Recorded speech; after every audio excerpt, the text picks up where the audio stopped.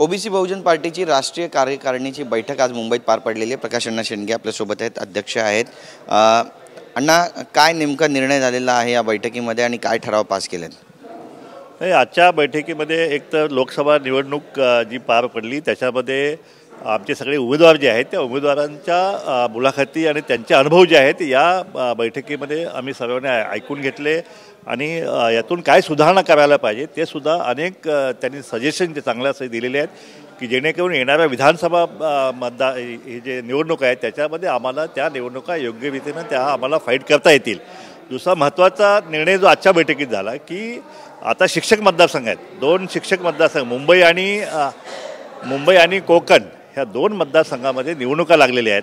ह्या दोन्ही निवडणुका ज्या आहेत पदवीधर आणि शिक्षक ह्या दोन्ही निवडणुका ज्या आहेत ओबीसी बहुजन पार्टी पूर्ण ताकदीनिशी ह्या निवडणुका लढवण्याचा निर्धार जो आहे तो आजच्या बैठकीत आमच्या कार्यकारिणीने आज मंजूर केलेला आहे आणि थोड्या दिवसात त्याचे उमेदवार जे आहेत ते उमेदवार आम्ही जाहीर करू आणि कुठल्या जवळपास 60% शिक्षक जे आहेत शिक्षकांची संख्या तर जास्त आहे उलट, कारण पूर्वी ब्राह्मण समाजाचे शिक्षक असायचे पण ते आता निघून गेलेले आहेत। आता जे काय तर ओबीसी आणि मागासवर्गीय आहे हेच फक्त शिक्षक मॅक्झिमम आहेत, 80% शिक्षक आहेत आणि पदवीधरसुद्धा 80% बहुजनांचीच पूर्ण पदवीधर आहेत।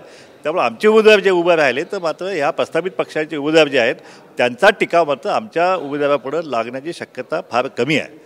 बरं, काल तुम्ही जरांगे पाटील यांच्याबाबत जी भूमिका घेतली त्या भूमिकेवर ठाम आहे, कारण सरकार म्हणते की कुठल्याही समाजावरती अन्याय होऊ देणार नाही। नाही, सरकार एकीकडे म्हणते की ओबीसीच्या आरक्षणाला आम्ही धक्का लावणार नाही, तिकडं अमित शहा म्हणतात की आम्ही ओबीसी धक्का लावणार नाही।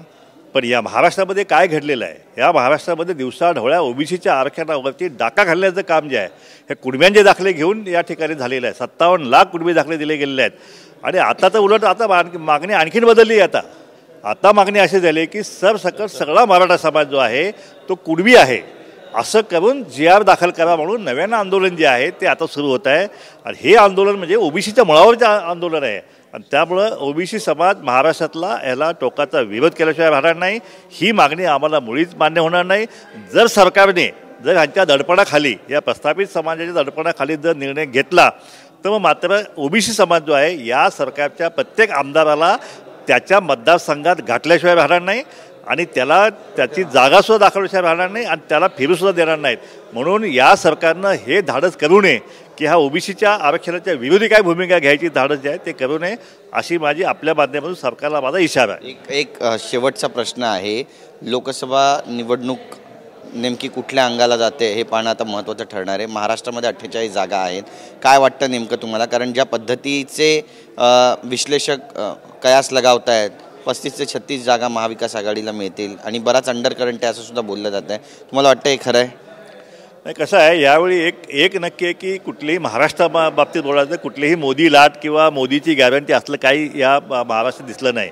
राम मंदिरची लाटसुद्धा त्या ठिकाणी दिसली नाही काय।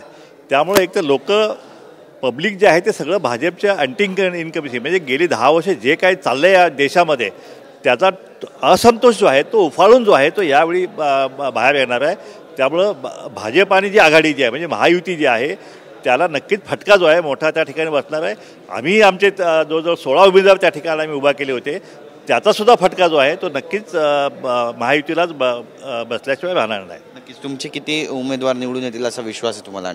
बस आम्ही 16 उमेदवार जरी उभा केले असला आमचा पक्ष नवीन होता, पक्ष संघटना नाही, बांधणी नाही, कार्यकर्ते नाही, साधनं नाही, तरीसुद्धा आम्ही 16 उमेदवार आम्ही ताकदीनं लढले तर त्याच्यामध्ये किमान 2 जागा ज्या आहेत त्या आमच्या या ठिकाणी नक्कीच निवडून येण्याच्या रेसमध्ये आहेत। एक तर बारामती जागा आहे, सांगलीची जागा आहे आणि तिसरी जालन्याची जागा आहे, ती सुद्धा कदाचित एक अंडरकरंट जो आहे तो ओबीसी त्या ठिकाणी खूप जास्त होता त्यामुळं ती जागासुद्धा जी आहे ती फार येण्याची शक्यता अशा 2-3 जागा ज्या आहेत आम्ही येतील अशी आमची अपेक्षा आहे। धन्यवाद अण्णा आमच्याशी बोलल्याबद्दल। कॅमेरा पर्सन नरसिंगसह गिरीश गायकवाड, TV9 मराठी, मुंबई।